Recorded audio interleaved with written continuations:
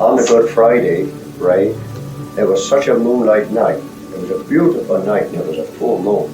And we were stood outside the shelter. Yes. And we was watching the planes and they were flying below the balloon barrage.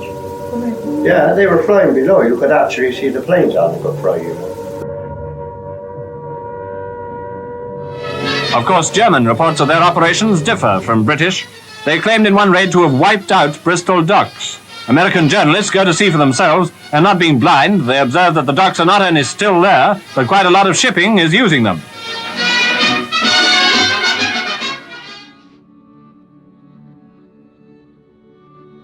You may now devote yourselves to the task of rebuilding or the planning of rebuilding, said the Prime Minister Winston Churchill to Bristolians as the war was drawing to a close.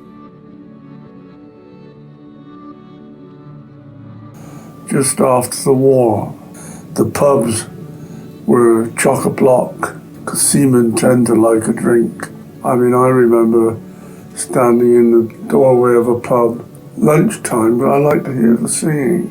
And I'd be late for school and through listening for another song. The Albion Dockyard formed the core of the shipbuilding company of Charles Hill & Sons Limited. The Norwest launching day was the 10th of June 1955. The bottle of champagne is broken against the ship and she slides into the water to the tune of Rule Britannia from the brass band.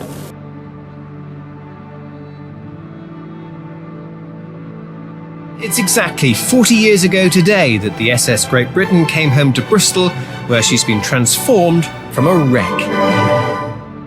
100,000 people from all over Britain lining the bank, crowding the famous Clifton Suspension Bridge.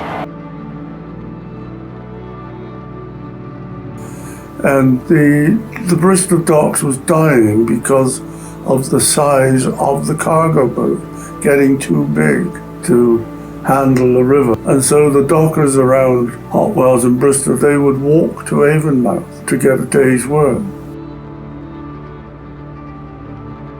5 landowners joined forces last March to work on ways of breathing new life into Bristol's dockland. The area is part of what's called the Harbourside Project, a large-scale development site along the floating harbour.